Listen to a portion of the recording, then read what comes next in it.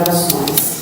E como eu digo sempre, é uma alegria estarmos aqui nessa casa, que nos acolhe com tanto carinho, com tanto amor, e permite uma convivência fraterna com os irmãos encarnados e desencarnados que aqui frequentam. A reflexão de hoje é sobre uma virtude, um sentimento que ainda se mantém muito distante de nós. Porque nós é que não desejamos, né, muitas vezes, cultivar esse sentimento, essa qualidade, essa virtude. Esse sentimento é a misericórdia. E como o próprio nome indica, misericórdia é ter um coração misericordioso, compadecido, sempre pensando no nosso irmão, no nosso próximo. E quando ela se manifesta?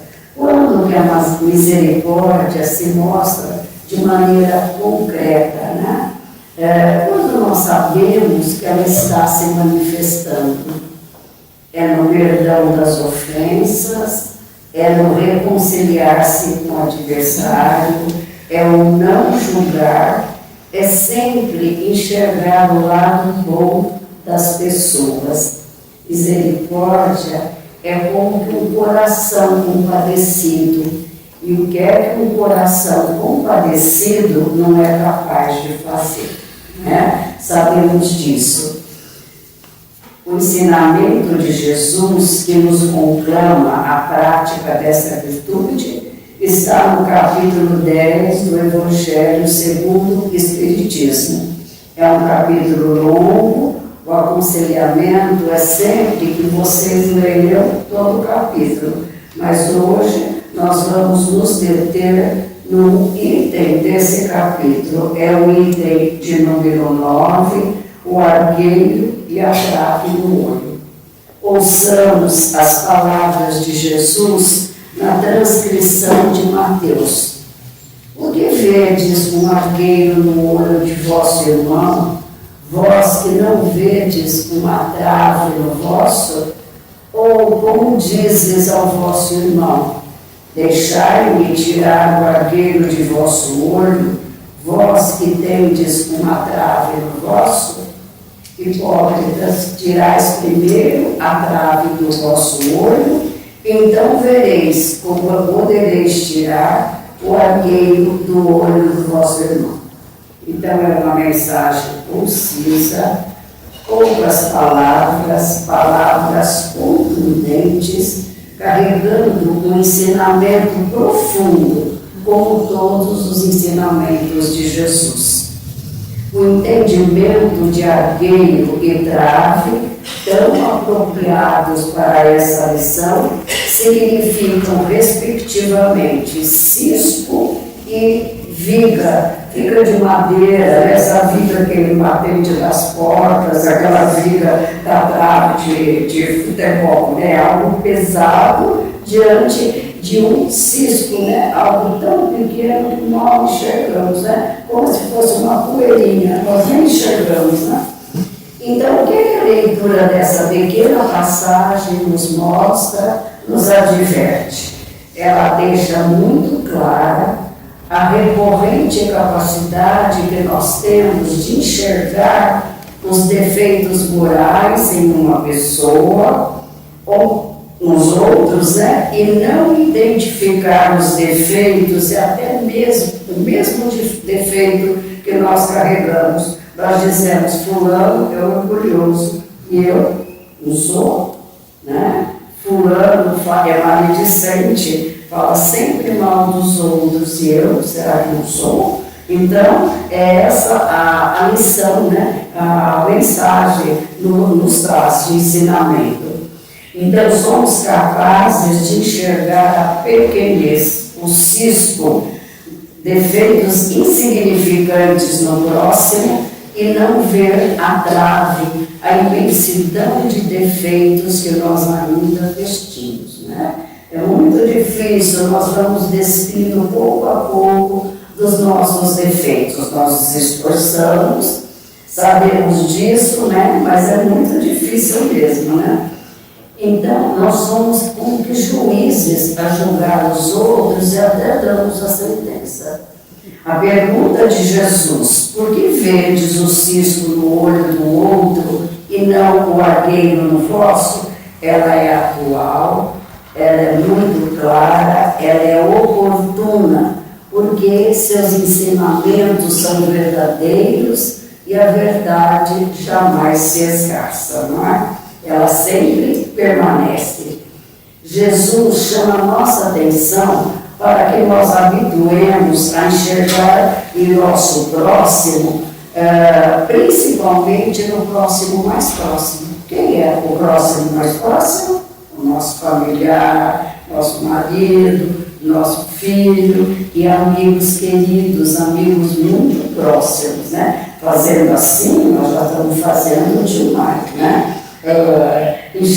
Tratando o nosso próximo como igual, com os mesmos defeitos que nós possuímos, com o mesmo esforço que nós fazemos para nos libertarmos dele.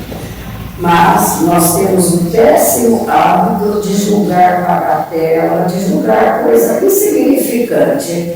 Assim procedendo, se perde muitas vezes valiosas oportunidades de servir. Perde-se a valiosa oportunidade de uma convivência salutar e fraterna.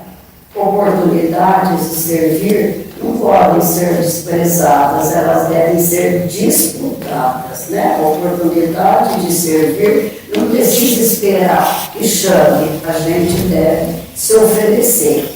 Então, colaboradores valiosos, respeitáveis, muitas vezes são deixados de lado em razão da nossa capacidade recorrente, vamos frisar, de julgar, de ver só o defeito. Um exemplo rasteiro. Olha, chamou Maria para integrar o grupo de estudos, o grupo de trabalho? Não chamei ainda. Ah, que bom. Ela não costuma ser pontual, ela é insegura. Pronto, Maria foi carimbada, insegura e não pontual. Quando muitas vezes ela tinha possibilidades, talentos para integrar e auxiliar muito no grupo, né? Mas não procedemos assim. Então, ninguém é maior ou menor que o outro. Nós somos todos iguais diante de Deus, apesar de nossas imensas diferenças, cujas razões nós sabemos, né? Vai ser um assunto para uma outra palestra. Nós somos diferentes intelectualmente, somos diferentes socialmente, né? Somos diferentes geograficamente. Então, existem muitas diferenças, mas somos todos iguais diante de Deus. Nós somos iguais na origem, todos filhos de Deus. Somos iguais na destinação. Qual é a nossa destinação? É a perfeição, né? Chegarmos à perfeição. Um dia nós vamos chegar sim, né? Então, nós temos que entender que nós não somos concorrentes, nós somos companheiros de jornada. Não devemos fazer comparações, julgar, nem nos sentirmos superiores ou então preteridos e muito menos invejar as condições do próximo. Muitas vezes a gente tem aquele tchan, né, da inveja, fala, ele tem isso, eu não tenho, né? É algo que acontece bastante.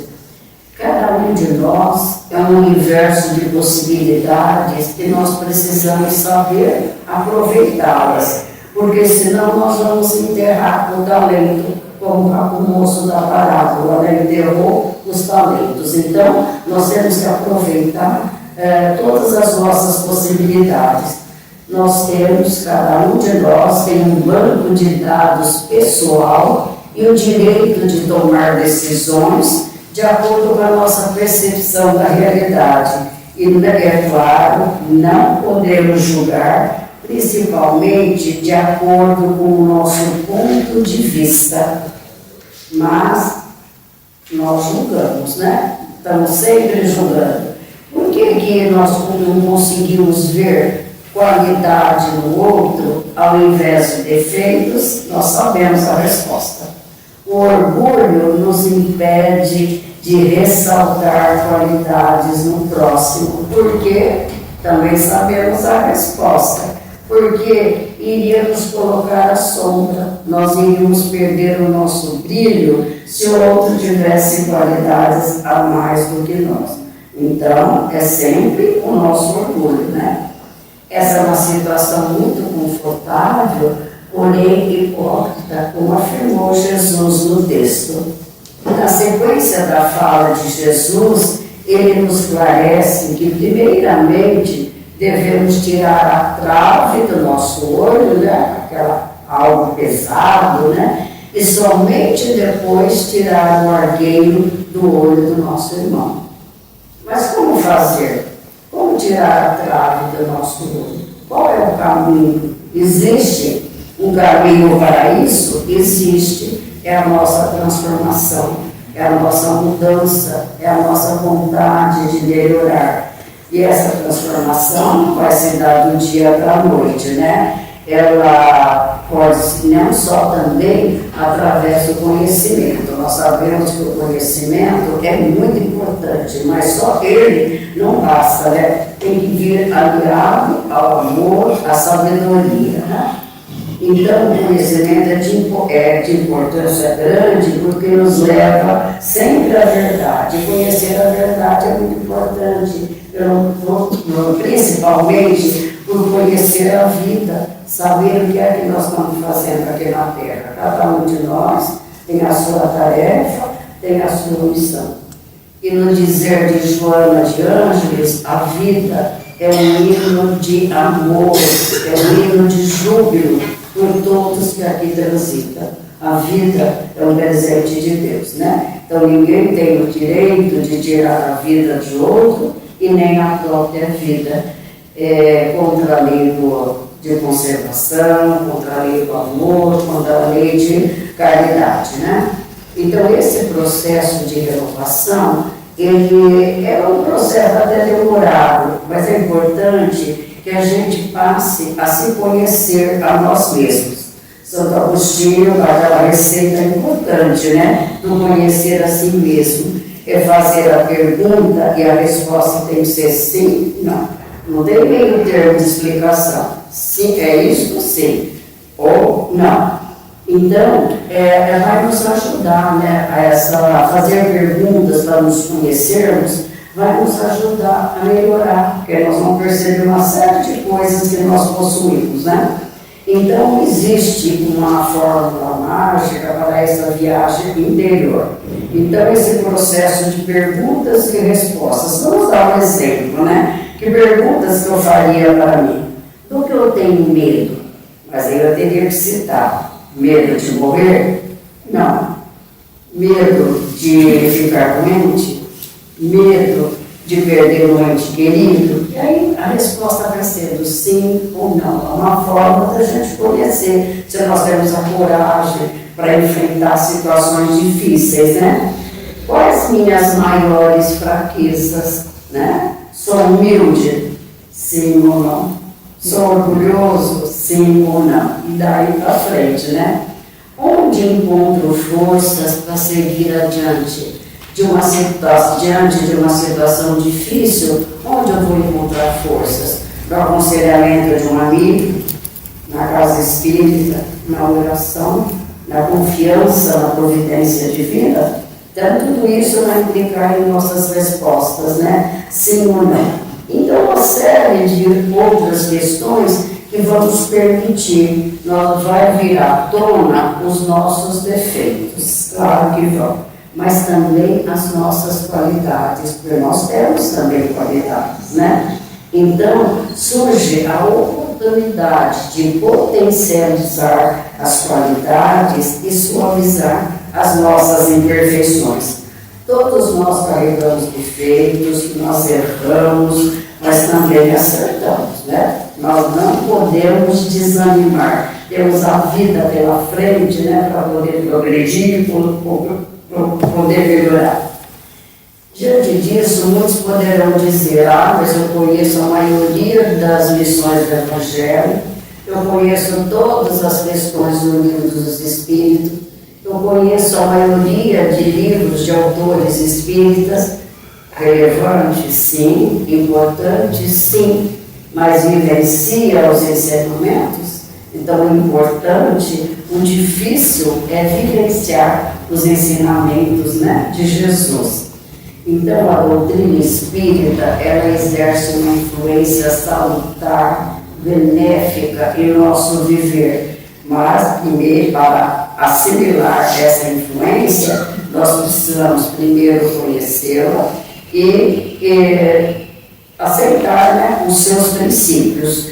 E porque, para que nós possamos mudar, né, diante desse conhecimento adquirido, vivenciar no nosso dia a dia, né? Então, a tarefa de renovação não é fácil, pois implica no combate às paixões, no combate ao orgulho, no combate à intolerância, não é? No combate a uma série de vícios que nós ainda carregamos. E nós temos assim, a mania muito acentuada de querer administrar os outros, né? A vida do outro. Nós pensamos ali, né? Olha, viu o defeito, eu quero administrar. Eu pensei, quando estava preparando a palestra, realmente eu carreguei esse defeito. Eu vou só passar, a gente não deve falar de nossa experiência, mas às vezes é importante.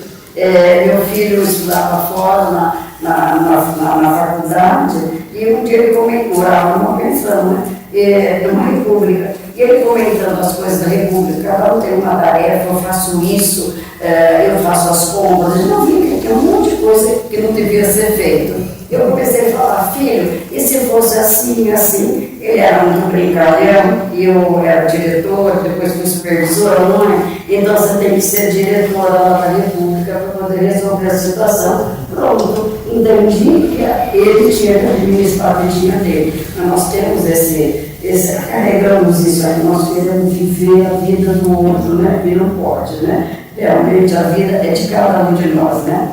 Então, o empenho na nossa renovação exige a tolerância, exige paciência, exige fraternidade, exige misericórdia, enfim, seguir esse preceito evangélico que hoje nós estamos estudando, né? E a partir de quando nós nos transformarmos, nós podemos não transformar o outro, porque ninguém transforma o outro, mas diante de nossa vivência na família, diante de nossa convivência na sociedade, né, diante de nossa vivência coletiva, nós já temos um caminho percorrido e nós podemos auxiliar o próximo, sim. Auxiliar, entender as suas dificuldades e auxiliar, não querer transformar, porque não é possível. Ninguém muda o marido, ninguém muda o filho, a gente dá aos filhos a base, né, toda a orientação, mas a vida é deles, né, realmente é de cada um. Chico Xavier recomendava que nós devemos nos abster de julgarmos os outros. Ele dizia assim, palavras dele: se me fosse permitido lhes dar um conselho, eu lhes diria: abstenhamos de julgar a quem quer que seja. Chico Xavier, pessoa maravilhosa, né? Só poderíamos deixar esse aconselhamento, né? E o ato de julgar traz implicações concretas para a nossa vida. Que implicações? Nós vamos ser julgados na mesma medida que nós julgarmos o próximo. Não foi assim que nos ensinou Jesus? Foi realmente dessa forma, né? E também quando nós criticamos alguém, nós estamos abrindo um espaço para quando chegar a nossa vez de errar, e ela chega, quando chegar a nossa vez de cometer equívocos, chega também, aí nós também vamos ser julgados da mesma forma, né? E muitas vezes nós dizemos até em tom de crítica: eu não faria isso se fosse ele, que coisa mais imperdoável. Mas nós devemos pensar que muitas vezes deixamos de cometer delitos graves porque faltou a oportunidade. né? Precisamos pensar muito bem nisso, né? Nós sempre somos as vítimas, nós sempre somos os ofendidos, os ofensores são os outros, né? Alguém diz, né? Nossa, fulano, conversei com ele, mas ele foi tão agressivo, criticou, ele foi muito rude. E olha que era um elemento da família. Ou se o elemento da família fosse santo, né? Não é, entendeu? Então, não aceita nenhuma crítica do familiar. Então, se pensarmos também quantas vezes nós machucamos familiares, amigos queridos, através de palavras, através de ações, né? Nós não podemos realmente enxergar as falhas alheias, porque nós também machucamos, nós ferimos, às vezes coisas simples, no trânsito. Eu sofro muito disso, vou muito devagar e sempre tem alguém me xingando e sempre assim, só podia ser velha, claro, né? Além de tudo, mulher. Então, eu estou habituada a isso. Então, realmente é um julgamento do outro. Às vezes ele está com tanto problema, às vezes eu estou com tanta coisa na cabeça, nem estou pensando, né, quem está vindo atrás de mim. Mas é assim mesmo, né? Mas também nós devemos pensar que quando nós expomos o nosso corpo, alguém expõe o ponto de vista, a gente não aceita. Fala, eu não quero, eu não aceito, eu penso dessa forma. E quando nós temos preferências e alguém vai contra as nossas preferências, elas vão se digladiando com a preferência dos outros, nós também podemos responder, nós também vamos ser agressivos da mesma forma que o outro, né? E não que a gente seja obrigado a aceitar tudo, não, pelo contrário. Tudo se resolve através de um diálogo produtivo, através de um diálogo salutar. Tudo pode ser resolvido, né? Então, nós precisamos ter em mente que nós vivemos em grupo. Ninguém vive só. Eu preciso do próximo, o próximo precisa de mim, né? Nós vivemos em grupo e dependemos dos outros, né? E nós necessitamos dessa convivência sadia, dessa convivência boa, porque através dessa convivência que nós nos espelhamos uns nos outros, não para criticar, mas para nos entendermos, para aprendermos através da reciprocidade, através da troca, né? Precisamos, então, entender o que seria de nós se Jesus não entendesse nossas fraquezas?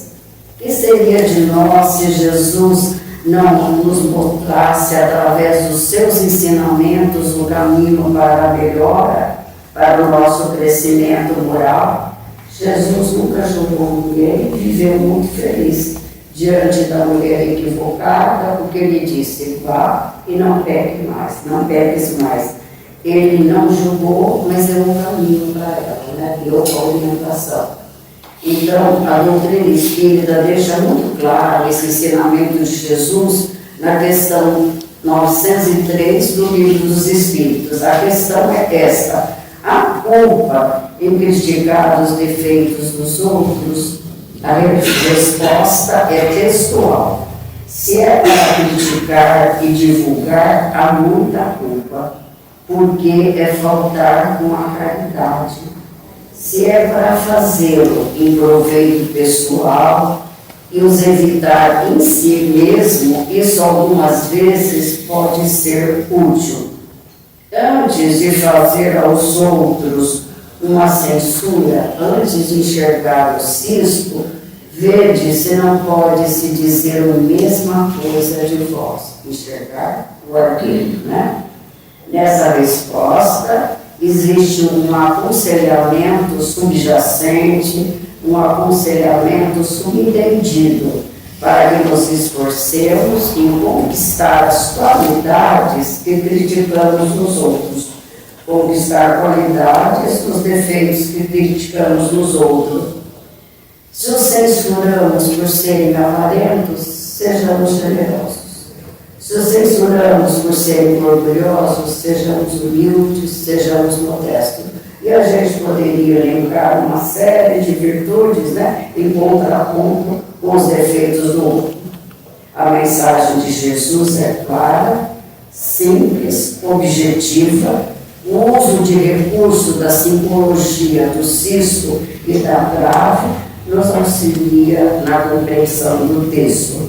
A ideia central é direta e traz um entrelaçar de virtudes. O rosto da mensagem é o não julgueis para não seres julgados, mas outras virtudes estão como pano de fundo da mensagem. Quais virtudes? A caridade, o amor ao próximo, o amar-vos uns aos outros, o fazer aos outros o que gostaria que vos fizessem. Todos nós somos o que somos, mas certamente com muita vontade, com muito esforço de melhorarmos a cada dia, a cada hora, a cada instante, sempre, sempre. Apesar de nossas imperfeições, somos capazes de ajudar, de servir. Se ainda não somos um sol de virtudes, já seria muito bom sermos lamparina de boa vontade. Que Jesus nos abençoe.